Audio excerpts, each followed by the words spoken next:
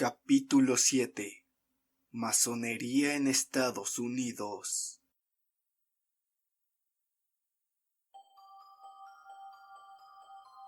En el Nuevo Mundo, Estados Unidos iba a demostrar ser un terreno en extremo fértil para la masonería. Se ha sostenido que muchas personas en el Viejo Mundo consideraban que la naturaleza del continente recién descubierto era una oportunidad para establecer sociedades utópicas ideales libres de los errores del pasado. Como hemos visto, los Rosacruces y sus creencias de perfeccionar el alma humana y trabajar hacia una nueva era idealizada de los asuntos humanos ejercieron una poderosa influencia en el desarrollo de la masonería.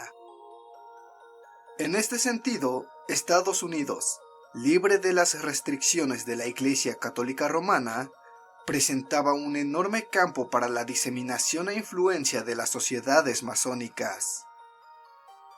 La información sobre el crecimiento inicial de la masonería en Estados Unidos es muy elemental. Pero es claro que el movimiento de gente e ideas de Europa significaba que sería inevitable que en algún momento el oficio sería llevado ahí. El primer masón en asentarse en Estados Unidos, uno cuya afiliación a la hermandad se puede verificar gracias a los registros, fue un hombre llamado John Skene. Nació alrededor de 1649 y sus padres, Alexander Skene y Lilias Gillespie, vivían en la ciudad inglesa de Newtile.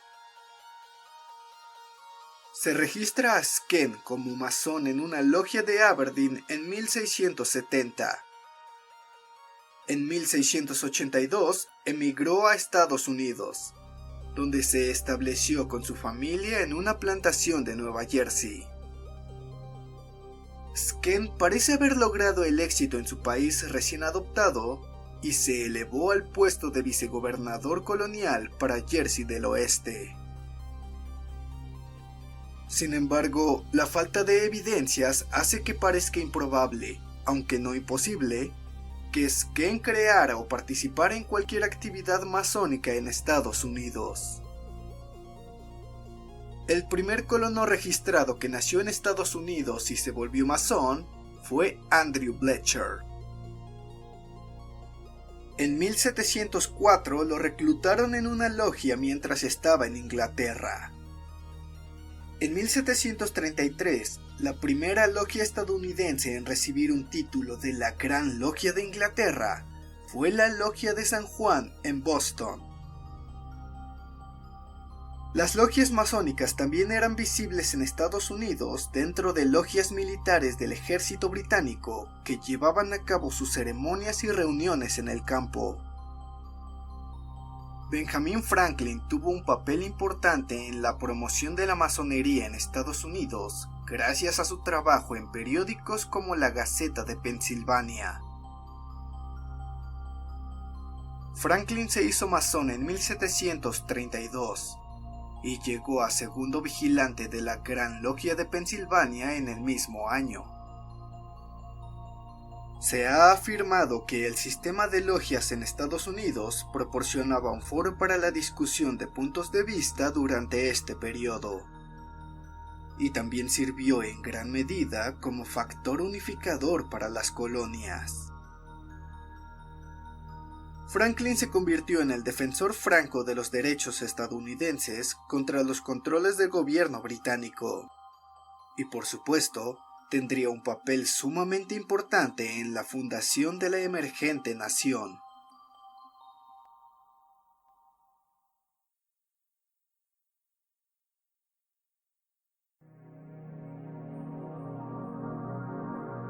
Motín del té.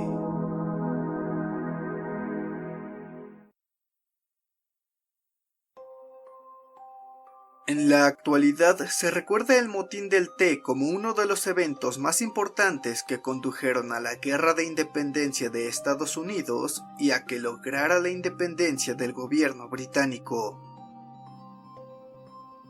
Los masones estadounidenses estuvieron involucrados directamente en este acto de desafío.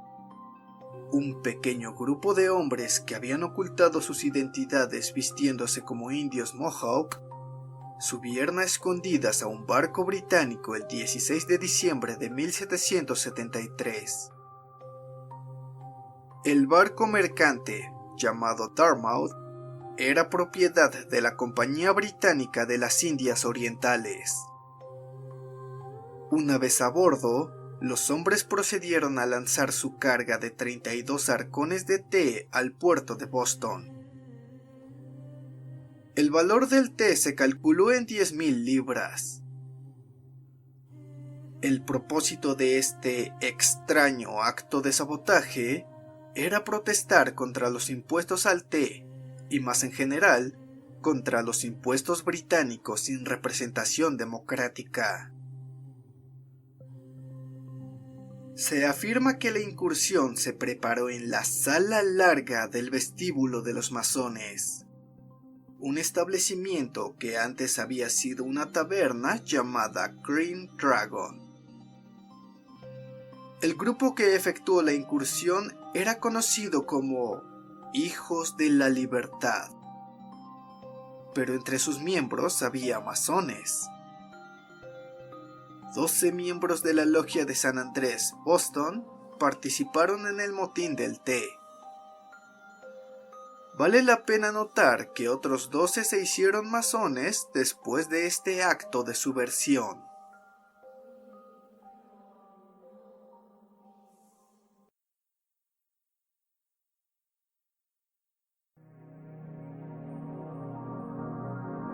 La Guerra de Independencia de Estados Unidos.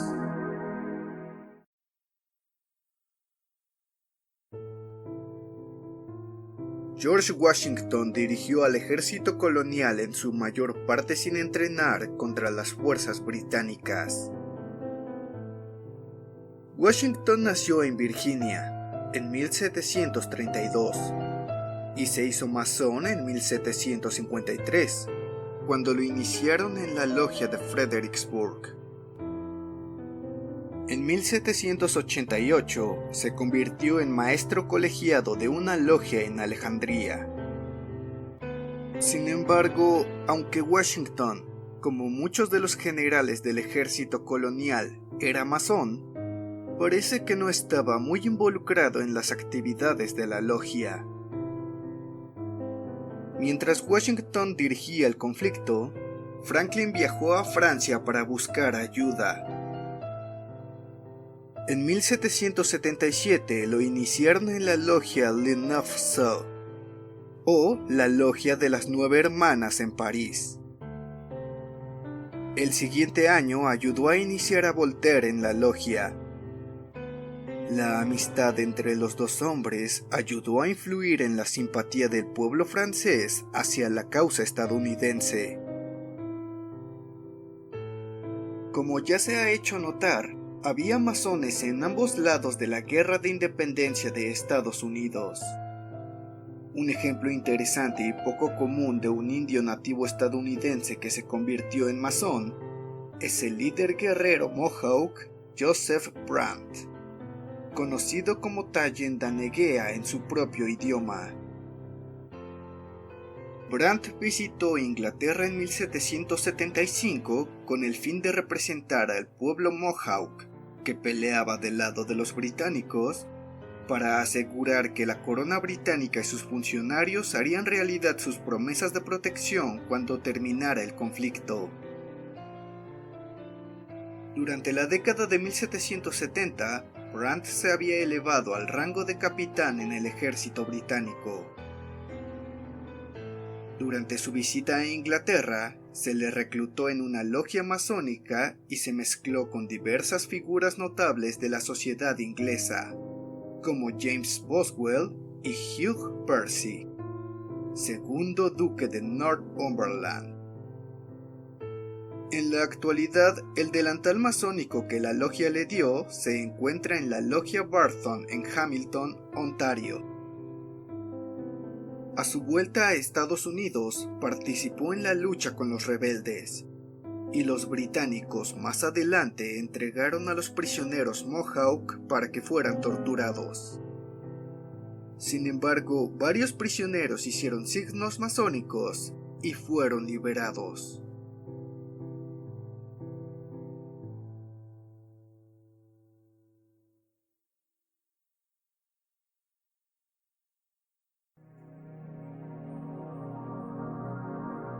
Declaración de Independencia estadounidense.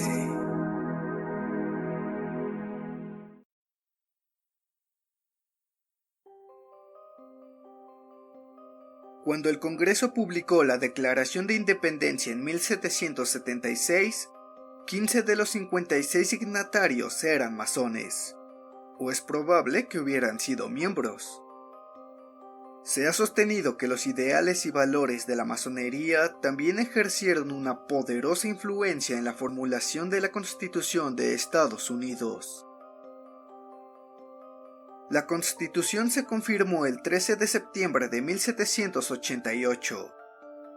Se sabe que 28 de los 40 signatarios de este documento eran masones con seguridad, o que era probable que hubieran sido miembros de la hermandad.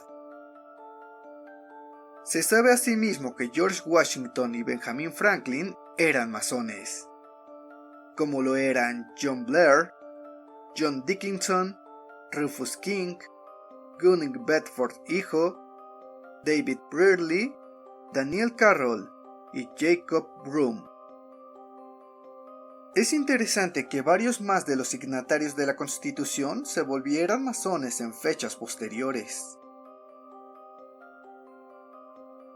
George Washington fue elegido como primer presidente de los Estados Unidos de América el 4 de febrero de 1789. Cuando Washington hizo el juramento presidencial el 30 de abril de 1789, la ceremonia fue dirigida por Robert Livingston, el gran maestro de la Gran Logia de Nueva York. Benjamin Franklin murió el 17 de abril de 1789 y por lo tanto no vivió para ver la toma de poder de George Washington. Los masones también tuvieron un papel importante cuando Washington puso la piedra angular del Capitolio el 18 de septiembre de 1793. Se tuvo una gran procesión e incluyó a la Gran Logia de Maryland, con Washington actuando como su maestro, junto con miembros de su propia logia de Alejandría, Virginia. La Gran Logia de Maryland estuvo acompañada por otras logias que estaban afiliadas a ella. Se hizo una placa de plata especial para la ocasión que tenía las designaciones de las logias presentes. Después de que un grupo de artillería disparó una salva ceremonial al aire, Washington bajó a una zanja en que se fijó la piedra angular sureste. Puso la placa conmemorativa de plata encima de la piedra. Washington también puso ofrendas de cereal, aceite y vino en frascos dentro de la zanja. Y como hemos visto, todos ellos son símbolos importantes dentro de los rituales masónicos. La concurrencia de masones oró y después se disparó una segunda salva al aire. Después de que puso las ofrendas en la zanja, Washington subió a un pequeño podio de 3 escalones, común al ritual masónico, y se dirigió a la concurrencia. Los autores Michael Vaillant y Richard Leigh, en su libro El Temple y la Logia, afirman que la Casa Blanca y el Capitolio formaban la base de un diseño geométrico para la ciudad de Washington que tenía significado masónico. Sugieren que George Washington y Thomas Jefferson los planearon como centros focales de modelos octagonales cuya forma incorpora la cruz específica que los templarios masónicos empleaban en su simbolismo.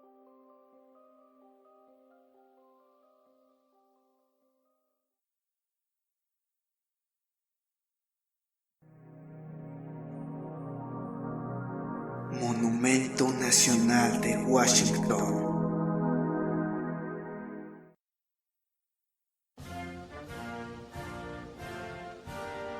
Un monumento masónico importante en la ciudad capital de Washington es la Casa del Temple. Este templo sirve como cuartel del Consejo Supremo de 33 grados, rito escocés antiguo y aceptado de la masonería, jurisdicción sur de Estados Unidos. La piedra angular del edificio fue colocada el 18 de octubre de 1911, y la ceremonia de dedicación señala que su terminación tuvo lugar el 18 de octubre de 1915.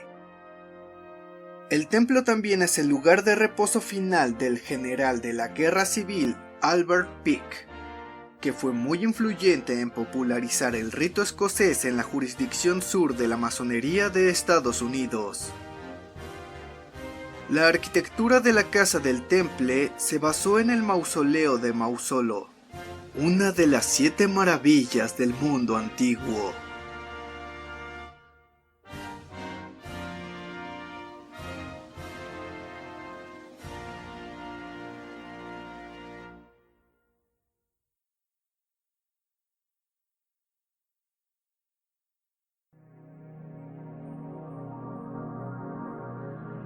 Masonería de Prince Hall.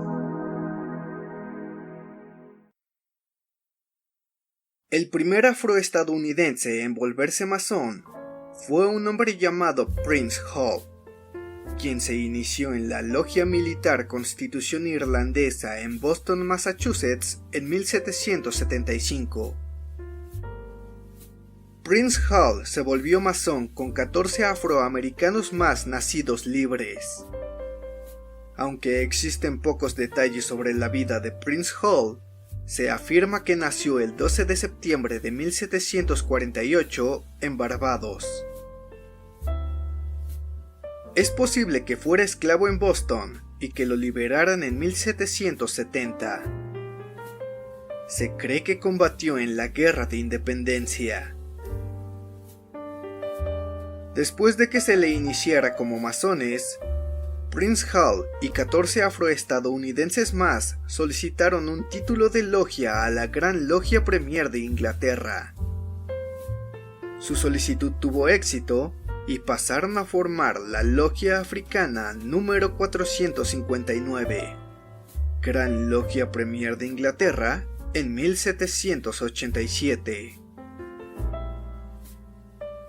Bajo las condiciones de la Gran Logia Premier de Inglaterra, la recién establecida Logia Africana pudo otorgar permisos para la fundación de otras logias, fungiendo como logia dirigente.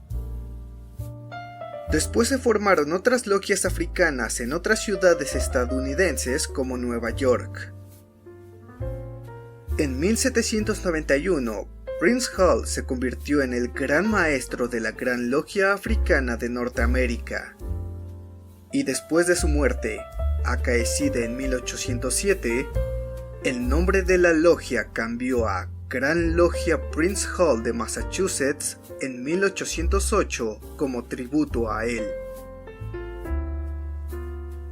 Durante su vida, Hall se mantuvo activo en fomentar la fundación de escuelas para los niños negros de Boston.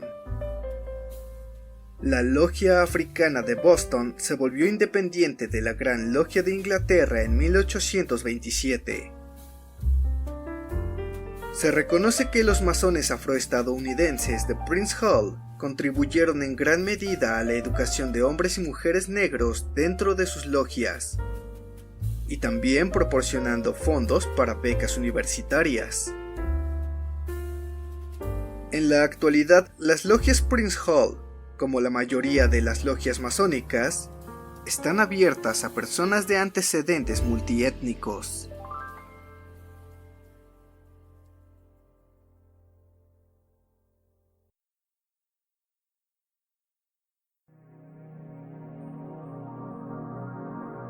El rito escocés.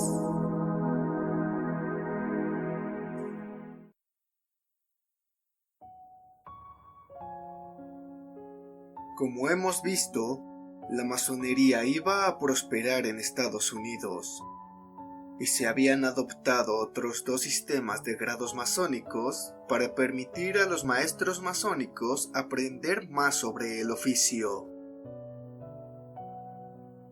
Para los que habían logrado las 3 primeras etapas del desarrollo masónico de la Logia Azul, es decir, aprendiz iniciado, compañero masón y maestro masón, el rito escocés ofrece una oportunidad para los candidatos de progresar dentro de la estructura de 30 grados más. Sin embargo, el grado final, el grado 33, no puede ser solicitado por individuos, sino que es otorgado a masones a los que se piensa que hicieron una contribución muy significativa al mundo de la masonería, al rito escocés en particular, o que se considera que llevaron a cabo un servicio excepcional a la humanidad. Las grandes logias estadounidenses reconocen el rito escocés como una extensión de los 3 grados tradicionales. En Inglaterra, la Gran Logia no se lo reconoce oficialmente, pero no impide a los masones llevarlo a cabo. Se ha producido considerable especulación respecto al desarrollo del rito escocés. Los autores Michael Bellett, Richard Leigh, entre otros, han sugerido que esta rama particular de la masonería recibió la influencia de la causa jacobita de los siglos XVII y XVIII, y está inseparablemente vinculada a ella. En Estados Unidos, el rito escocés demostró ser exitoso, y en California del Sur se estableció en 1801 el Consejo Supremo del antiguo y aceptado rito escocés, el primero de estos consejos del rito escocés en ser fundado. La popularidad y éxito del rito escocés en la historia de la jurisdicción sur de la masonería estadounidense se atribuye con mucha frecuencia al general de la guerra civil y masón Albert Peake. Peake nació en Boston, Massachusetts, el 29 de diciembre de 1809. Recibió los grados 4 a 32 en Charleston en 1853 y el 33 en 1857 en Nueva Orleans. En la actualidad, el rito escocés en Estados Unidos está dirigido por 2 consejos supremos. El Consejo Supremo de la Jurisdicción Sur tiene su base en Washington, D.C., mientras que el Consejo Supremo de la Jurisdicción Masónica del Norte está ubicado en Lexington, Massachusetts.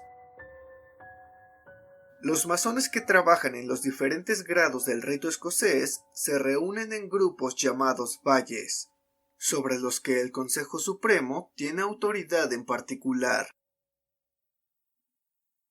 A los 10 primeros grados dentro del rito escocés se les conoce como los grados inefables, y son: Cuarto grado, Maestro Secreto.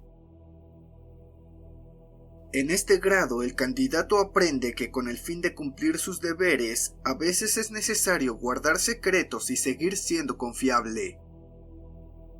Las imágenes y el contenido alegórico de este grado surgen de una historia respecto al Templo de Salomón y 7 masones nombrados para proteger el Sancta Sanctorum. Quinto grado, Maestro Perfecto. Este grado aborda la fugacidad de la vida humana, pero enseña la importancia de honrar y respetar a nuestros antepasados y enfatiza la necesidad de actuar con honorabilidad. El asesinato de Hiram Abiff es parte importante del simbolismo en el grado de Maestro Perfecto. Sexto grado, Secretario Íntimo. Se instruye a los masones que no deben involucrarse en los asuntos de sus compañeros masones, y el grado se basa en una historia sobre el rey Salomón que interviene para proteger a un cantero acusado de espiar. Séptimo grado. Preboste y juez. Este grado enseña la importancia de la imparcialidad y la equidad en cualquier sistema de justicia, y que los masones deben comportarse en forma honorable y compasiva. Su contexto simbólico es el juicio de los asesinos de Hiram Abiff. Octavo grado. Intendente de los edificios. El tema del intendente de los edificios es la caridad y ayudar a los menos afortunados de la sociedad, y su telón de fondo es la reanudación de la construcción del Templo de Salomón después del asesinato de Hiram Abiff. Noveno grado. Maestro elegido de los 9. El título del grado se refiere al rey Salomón al escoger a 9 canteros para encontrar los asesinos de Hiram Abiff. Enseña la importancia de servir a otros dentro de la sociedad. Décimo grado. Maestro elegido de los 15. El 10º grado del rito escocés instruye a los candidatos que la justicia triunfará al final sobre las acciones injustas y que no son rectas. Su contexto simbólico es el juicio de los asesinos de Hiram Abiff. 11º grado.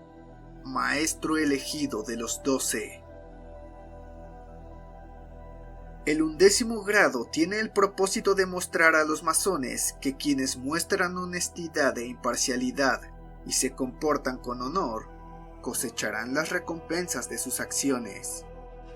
Al igual que las acciones indecorosas o corruptas, resultarán en castigo mediante una justicia imparcial y correcta. 12º grado. Gran Maestro Arquitecto. El grado de Gran Maestro Arquitecto emplea el simbolismo alegórico de la educación de los constructores del templo del rey Salomón para instruir a los masones en su papel dentro del mundo y a respetar la obra del gran arquitecto. 13º grado. Real Arco de Salomón.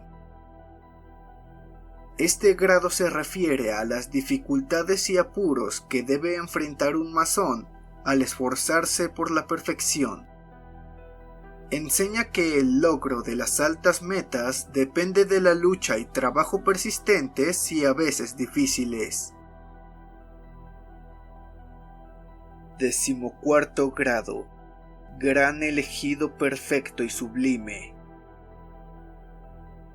Se cree que un masón, una vez que ha alcanzado esta etapa dentro del rito escocés, se ha preparado por completo para construir su propia logia metafórica de perfección.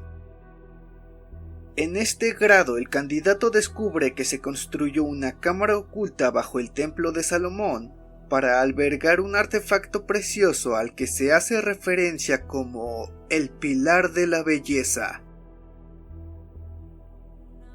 A la siguiente secuencia de grados se le llama el capítulo de la Rosa Cruz. El contexto simbólico en que se enseñan las lecciones morales a los masones es el cautiverio de los judíos en Babilonia y su liberación final y retorno a Jerusalén. 15º grado. Caballero de Oriente o de la Espada.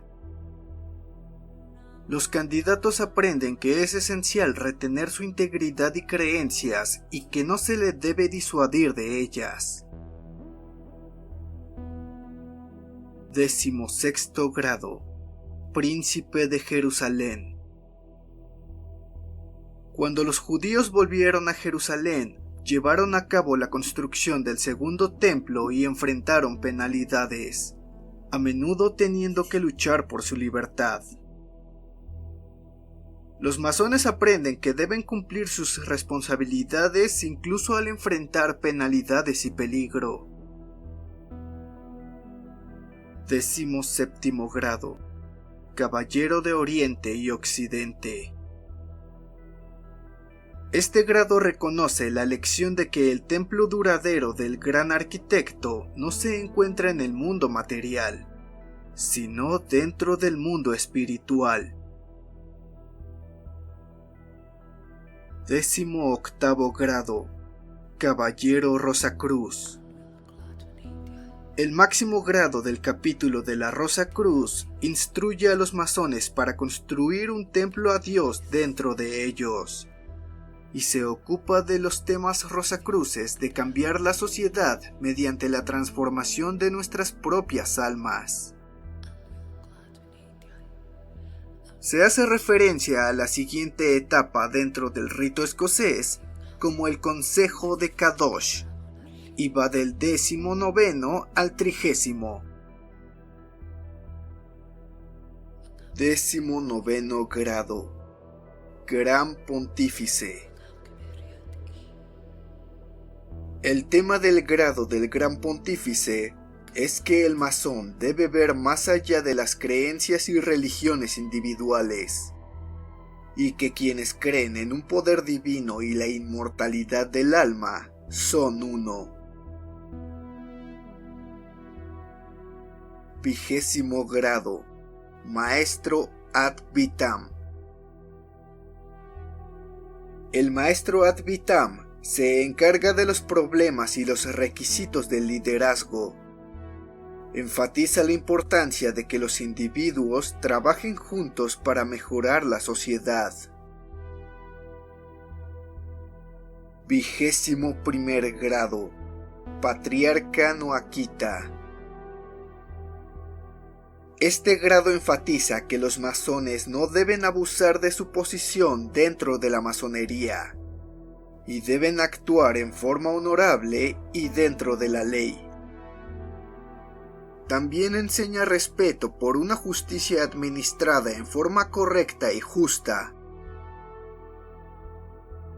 22º grado. Príncipe del Líbano.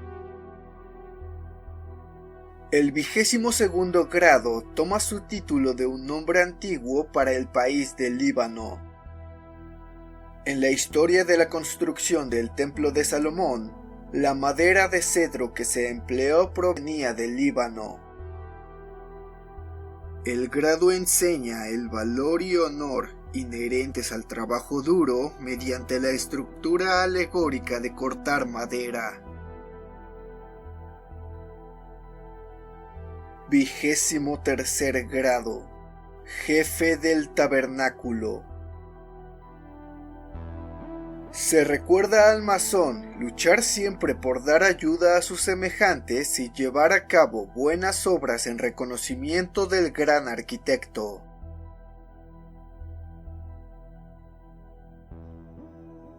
24º grado. Príncipe del tabernáculo. El grado de príncipe del tabernáculo tiene la meta de ilustrar cómo los pueblos del mundo, al parecer de culturas discrepantes, en realidad tienen mucho en común. Con el estudio del simbolismo, los masones deben aprender a reconocer estas preocupaciones universales y fomentar la cooperación y la ayuda y respeto mutuos. 25º grado. Caballero de la Serpiente de Bronce. Este grado reconoce que todas las personas deben sufrir penurias, pero que el bien triunfará sobre el mal. 26º grado. Príncipe de Merced. El tema de este grado es mostrar merced y comprensión a otros, incluso si nos han ofendido o agraviado. La justicia y cualquier castigo que la acompañe deben ser administrados con esto en mente. 27º grado. Comandante del Templo.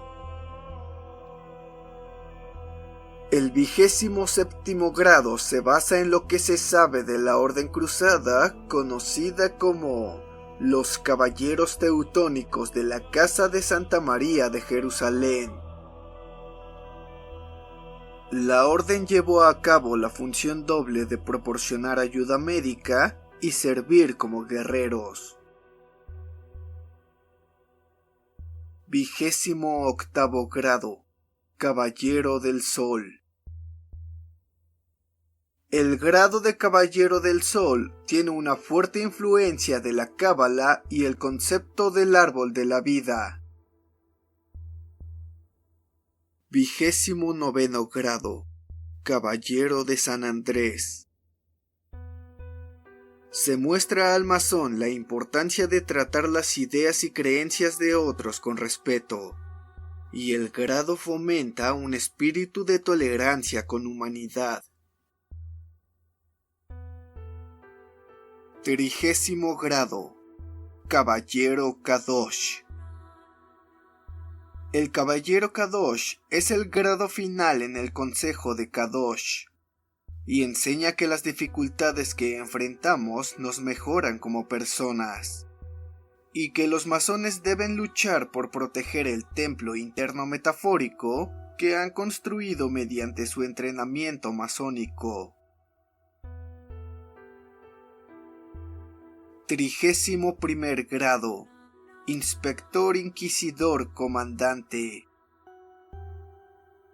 El tema de este grado es la justicia y el reconocimiento de que todas las personas deben juzgar sus debilidades y defectos antes de juzgar a otros. De nuevo, la justicia imparcial y apropiada debe estar acompañada con compasión y comprensión. 32º grado. Sublime Príncipe del Secreto Real.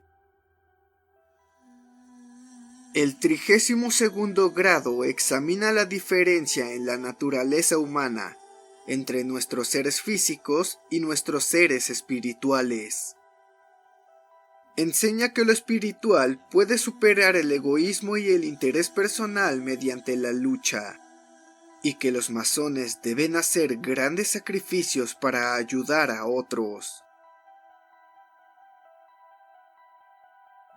33º grado. Caballero Comandante de la Corte de Honor. Como se hizo notar antes en este capítulo, el 33º grado es un grado honorario, y solo lo pueden otorgar los compañeros masones, por lo general por un logro o contribución sobresaliente.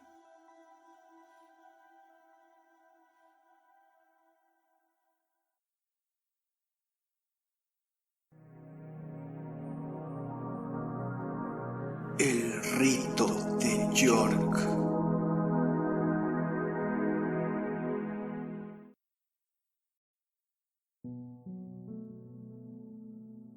El rito de York también ofrece la oportunidad para que progresen más los maestros masones dentro del mundo de la masonería, más allá del estándar de 3 grados de la masonería de la Logia Azul. El rito de York se encuentra principalmente como un sistema único en Estados Unidos, y existen diferencias en las distintas órdenes que lo enseñan. Dentro del rito de York, un maestro masón primero es elegible para unirse a la masonería del Arco Real, también conocida como el Capítulo. El segundo organismo dentro del rito de York es el Consejo de Maestros Reales y Selectos, al que a menudo se hace referencia como masonería críptica. Obtiene este término secundario de identificación porque alguna forma de cámara subterránea o habitación similar a una cripta es parte de los grados de desarrollo que abarca. El tercer y último organismo dentro del rito de York es el de Caballeros Templarios. Dentro de la masonería del Arco Real, los candidatos deben llevar a cabo el grado de maestro masón de la marca. Toma su nombre y simbolismo de la práctica de los masones medievales que tallaban símbolos individuales en las estructuras y cantería de que eran responsables con el fin de que los pudieran reconocer otros masones. El siguiente grado dentro de la masonería del Arco Real es el de maestro virtual pasado. Le sigue el grado de muy excelente maestro y es único dentro de la masonería. Su imagen es la terminación del templo del rey Salomón. El grado final en la secuencia es el de masón del Arco Real, y a menudo se le llama el más hermoso, sublime o elegante grado dentro de la masonería. Los que alcanzan este elevado grado masónico son elegibles, pero no están forzados a llevar a cabo los grados de masonería críptica. Los grados en el rito críptico son de maestro real, maestro secreto y súper excelente maestro. La última parte del rito de York, conocida como Comandancia de Caballeros Templarios, es poco común en los grupos masónicos, ya que su afiliación requiere un sistema específico de creencias religiosas. Mientras que la masonería en general está abierta a individuos con la creencia en un ser supremo, el grado de Caballeros Templarios está abierto solo a maestros masones cuya religión es el cristianismo.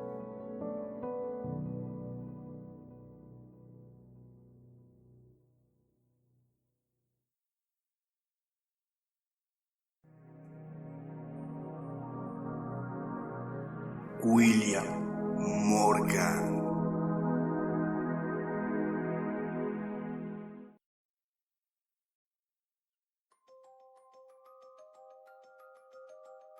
La masonería había crecido en forma exponencial en Estados Unidos, pero sufrió un duro golpe en 1826, con el misterioso caso de la desaparición de un hombre llamado William Morgan.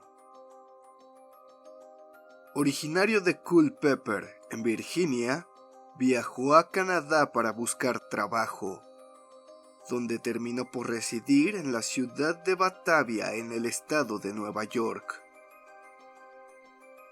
Los registros muestran que a Morgan se le otorgó el grado de Arco Real en el capítulo Estrella de Occidente número 33 del Roy el 31 de mayo de 1825. Las fuentes difieren respecto a cómo se involucró en la masonería, y algunas personas dentro de la hermandad alegan engaño y deshonestidad. Entonces, Morgan estuvo en un grupo de masones en Batavia, que buscaban permiso para establecer un capítulo del Arco Real. Aunque lograron su meta, Morgan fue después rechazado por sus compañeros masones. Este rechazo lo llevó a atacar la orden, afirmando que había escrito un libro que expondría importantes secretos masónicos al público en general. También afirmó que había firmado un contrato para la publicación de este libro, exponiendo el funcionamiento interno de la masonería, que le proporcionaría un pago de una cifra colosal para la época de $500,000. Se dice que los editores del libro iban a incluir a un hombre llamado David C. Miller, que como Morgan era un masón descontento, y a otros 2. Según informes, Morgan habló mucho respecto al libro y causó una considerable consternación dentro de la hermandad. Los eventos tomaron un giro siniestro cuando fue arrestado en septiembre de 1826 por una ofensa menor dudosa y poco probable. Se le acusó de haber robado una camisa y una corbata. Aunque la acusación no llegó a más, finalmente lo encarcelaron por no pagar una deuda de unos cuantos dólares. Morgan solo iba a pasar un día en prisión, ya que un benefactor anónimo pagó la cantidad que debía. Sin embargo, en cuanto lo liberaron, se informó que un grupo de hombres lo obligó a acompañarlos alejándose de la cárcel en carruaje. Al parecer, los hombres lo llevaron a un fuerte abandonado donde lo retuvieron. La noticia del evidente secuestro de William Morgan condujo a la especulación febril de que lo habían retenido los masones, quienes lo habían matado para impedir que revelaran sus secretos. Cuando se descubrió un cuerpo en las riberas del río Niágara, al principio se pensó que era de Morgan. El cuerpo fue identificado por la esposa de Morgan, ya que usaba la ropa de Morgan. En un examen más riguroso se puso en duda la identificación, pues las marcas y cicatrices del cuerpo no correspondían a las que se conocían de William Morgan. Después de 3 investigaciones separadas, se determinó que el cuerpo en realidad pertenecía a un canadiense llamado Timothy Munro, que fue identificado por su esposa, Sarah. Mientras tanto, el misterio del destino de William Morgan seguía sin resolver.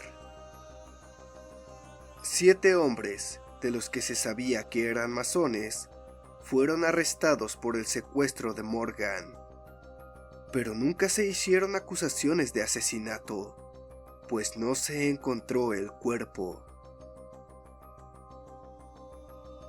En ese tiempo, la noticia de su secuestro por una banda de masones que trataban de impedir que se hiciera público el funcionamiento de su orden, envió ondas de temor por todo Estados Unidos. De repente se consideraba a los masones como una fuerza siniestra y maligna que trabajaba dentro de la sociedad estadounidense.